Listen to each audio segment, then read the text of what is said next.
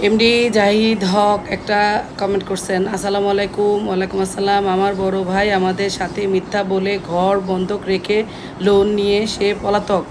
আমরা তাকে ভালো মনে করে সিগনেচার দিয়েছিলাম। এখন সে লোন পরিশোধ করতে পারছে না। ব্যাংক যে কোনো সময় ঘর নিলাম করতে পারে। আমরা কি এখন আমাদের করণীয় কি?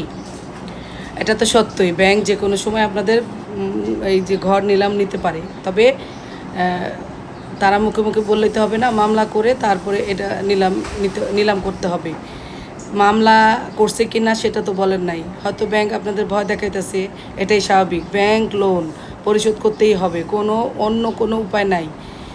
আপনার ভাই যেহেতু লোন নিছে, আপনারা তাতে সিগনেচার দিচ্ছেন। এখন ভাই যদি লোন পরিশোধ না করে সেই ক্ষেত্রে অবশ্যই আপনাদের পরিশোধ করতে হবে। এই ক্ষেত্রে দায়বদ্ধতা আপনাদেরও। ভাই যদি না দেয় সেক্ষেত্রে সমস্ত লোন আপনাদের পরিশোধ করতে হবে। অন্যথায় তারা যদি মামলা করে আপনাদের এই ঘর নিলাম ডাকে, ঘর কিন্তু নিলাম উঠে যাবে। যদি ঘর রাখতে চান তাহলে ব্যাংকের সাথে কথা বলে তাদের সাথে একটা সমঝোতায় আসেন, তাহলে হয়তো আপনাদের রক্ষা। এছাড়া আর কোনো বিকল্প রাস্তা নাই। ধন্যবাদ।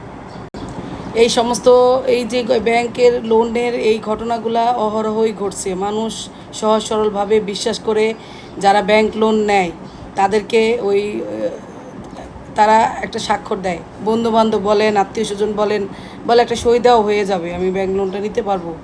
যে সে স্বাক্ষর দেয় সে তো সহজ সরলভাবে দেয়, কেউ লজ্জায় পড়ে দেয় যে ছাক দেই কিছু হবে না। পরবর্তীতে দেখা গেছে যারা লোন নিচ্ছে তারা লোনটা পরিশোধ করে না। দায়বদ্ধতা কিন্তু ওই গ্রান্টারদের উপর পড়ে।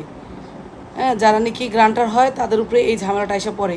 এমনও দেখছি যে লোন নিছে সে পলাতক, এই গ্রান্টারদের ধরে নিয়ে আসতেছে পুলিশ, তাদের লোন পরিশোধ করতে হইতেছে। এগুলোই বেশিরভাগ হইতেছে। এই জন্য কেউ কখনো ব্যাংকে লোন নিলে যদি বলে যে ভাই একটা সই দেন, একটা আপনার কখনোই করতে যাবেন না। আপনার গ্রান্টার হন, কখনোই হবেন না। এগুলো সমস্তটা কিন্তু নিজের মধ্যে চলে আসে। দেখতেছে এরকম অজস্র মামলা, যে লোন নিতে যে তার উপরে পড়তেছে না, কিন্তু যে গ্রান্টার তার উপরে এই লোনের দায়িত্ব।